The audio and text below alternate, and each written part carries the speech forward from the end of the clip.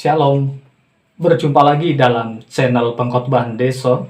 Hari ini kita akan bersama-sama belajar dari firman Tuhan yang diambil dari kitab Hagai, pasal yang pertama, ayat yang pertama sampai ayat yang ke-14. Namun kita akan membaca dari ayat yang ke-5 sampai ayat yang ke-6 saja. Saya akan bacakan untuk kita semuanya. Oleh sebab itu, beginilah firman Tuhan semesta alam. Perhatikanlah keadaanmu. Kamu menabur banyak, tetapi membawa pulang hasil sedikit. Kamu makan, tetapi tidak sampai kenyang. Kamu minum, tetapi tidak sampai puas. Kamu berpakaian, tetapi badanmu tidak sampai panas. Dan orang-orang yang bekerja untuk upah, ia bekerja untuk upah yang ditaruh dalam pundi-pundi yang berlubang. Amin. Bapak, Ibu, Saudara-saudari yang terkasih dalam Tuhan, kalau kita melihat konteks di dalam kitab Hagai pasal yang pertama ayat 1 sampai 14 ini mencatat bagaimana Allah menegur mereka melalui Nabi Hagai. Ada peristiwa yang mereka alami pada masa waktu panen, di mana panen mereka tidak mendapatkan hasil yang maksimal. Dikatakan bahwa mereka bekerja tidak mendapatkan apa-apa. Bahkan seperti yang dikatakan di dalam ayat yang ke-6 tadi, bahwa mereka bekerja untuk upah, ia bekerja untuk upah yang ditaruh dalam pundi-pundi yang berlubang. Mereka tidak mendapatkan kemaksimalan hidup mereka. Apa sih yang membuat mereka mengalami hal ini? Mari kita perhatikan.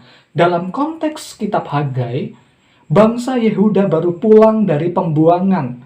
Bangsa Yehuda dibuang di Babel selama 70 tahun, kemudian dipulangkan ke tanah perjanjian. Tetapi ketika mereka pulang, mereka tidak mendahului pembangunan bait Allah, tetapi mereka malah mendahului kepentingan mereka, seperti yang dikatakan di dalam ayat yang keempat. Saya akan bacakan. Apakah sudah tidak tiba waktunya bagi kamu untuk mendiami rumah-rumah yang didepapani dengan baik, sedangkan rumah ini tetap menjadi reruntuhan? Di ayat yang kedua dikatakan seperti ini. Beginilah firman Tuhan semesta alam. Bangsa ini berkata, sekarang belum tiba waktunya untuk membangun kembali rumah Tuhan. Perhatikan baik-baik, di mana mereka lebih mementingkan kepentingan mereka sendiri daripada agenda yang Tuhan berikan dalam kehidupan mereka. Inilah yang membuat kehidupan mereka tidak dapat menikmati kemaksimalan secara hidup mereka. Berkat-berkat mereka, mereka tidak dapat nikmati secara maksimal. Oleh karena apa? Oleh karena mereka tidak mengindahkan apa yang menjadi kepentingan Tuhan. Kalau kita melihat dalam 2 Tawarik pasal yang 36 ayat 22 sampai 23, Bapak Ibu bisa membaca di rumah. 2 Tawarik 36 ayat 22 sampai 23 sangat jelas dikatakan bahwa Tuhan menggerakkan hati Kores, raja Persia, untuk memulangkan mereka ke tanah perjanjian. Dan tujuan Allah memulangkan mereka ke tanah Yerusalem adalah untuk membangun kembali bait Allah. Mereka dipulangkan untuk sebuah misi, agenda, rencana Allah. Tetapi apa faktanya? Malahan mereka mendahului agenda pribadi mereka. Ini yang membuat Allah menegur Yehuda. Mereka melalaikan, tidak mengindahkan misi yang Allah taruh dalam pundak mereka. Mereka lebih memilih mendahului agenda mereka. Padahal waktu mereka pulang diharuskan untuk membangun bait Allah terlebih dahulu. Jika kita melihat sejarah perjalanan Israel, bait Allah itu sangat penting dalam kehidupan mereka, untuk melambangkan kehadiran Allah di tengah-tengah umat mereka. Sampai pada masa hancurnya bait Allah di tangan Nebukadnezar.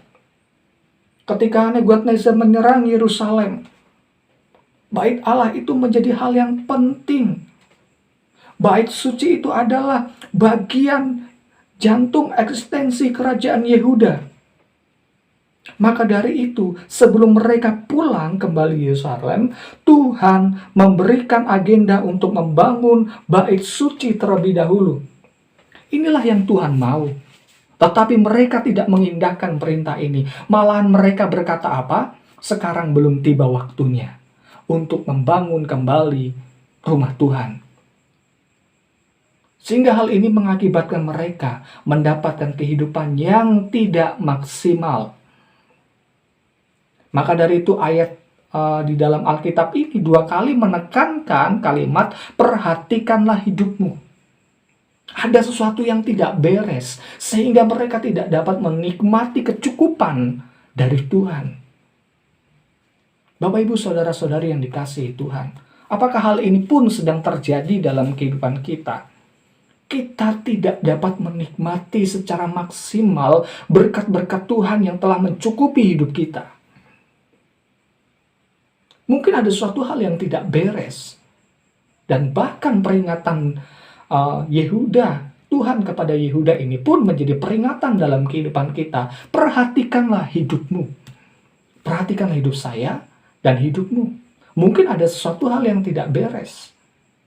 Maka dari itu untuk menikmati, memampukan kita untuk menikmati berkat secara maksimal, perhatikanlah hidup kita. Apakah kita, saya dan Bapak Ibu saudara-saudara, satu tipe dengan seperti orang-orang Yehuda yang suka menunda sesuatu yang seharusnya untuk Tuhan?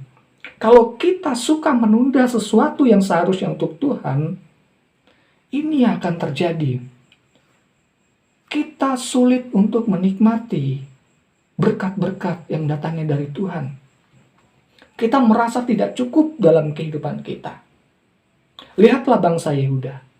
Mereka mendapatkan sebuah kepercayaan untuk membangun bait suci. Tapi mereka mengabaikannya. Sesungguhnya perintah ini sudah diberikan dari zaman Kores. Dan Hagai memperingati mereka di zaman Darius. Berarti kurang lebih ada 20 tahun berlalu sudah. Mereka mengabaikan selama 20 tahun kurang lebih.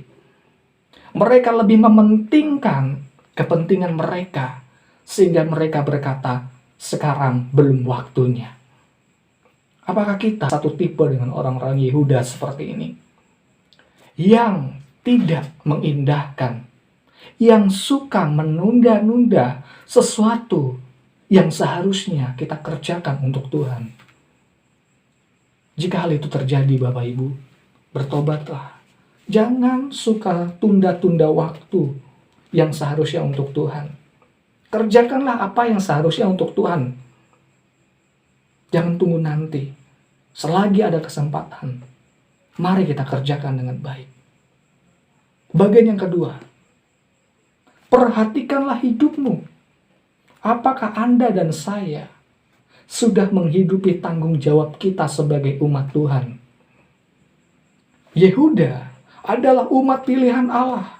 Ia mau mereka mengerjakan mandat yang dipercayakan dalam kehidupan mereka. Inilah tanggung jawab mereka, yaitu membangun bait suci.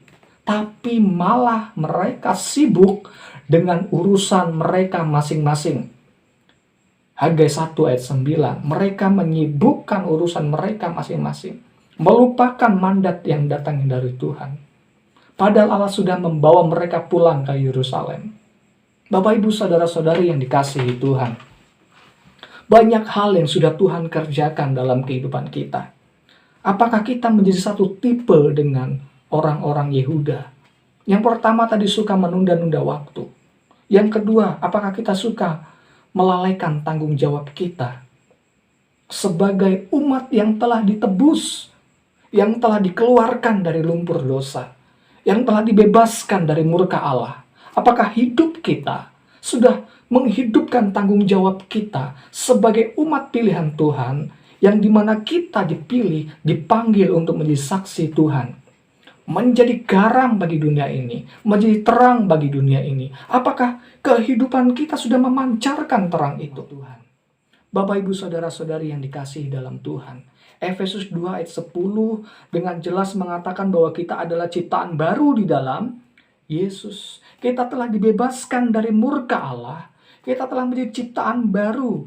Hal ini Allah kerjakan untuk menyatakan kemuliaan Allah dalam hidup kita. Ketika kita diciptakan kembali di dalam Kristus, Allah mau kita melakukan pekerjaan-pekerjaan baik. Artinya bahwa Tuhan mau kita hidup seperti yang Tuhan kehendaki. Bukan seperti yang kita kehendaki, tetapi seperti yang Tuhan kehendaki. Apakah kita sudah hidup seperti apa yang Tuhan kehendaki? Selama ini kita hidup bagaimana? Ingatlah, kita pun sekarang menjadi baitnya Tuhan. Bait suci. 1 Korintus 6 ayat 19. Yang artinya hidup kita milik Allah, bukan milik kita lagi. Hidup kita harus kita hidupi dengan penuh tanggung jawab. Dengan sadar bahwa hidup kita adalah milik Tuhan. Jangan menjadi seperti bangsa Yehuda yang lupa diri, yang sudah dibebaskan dari masa pembuangan, sudah dipulangkan ke tanah perjanjian mereka.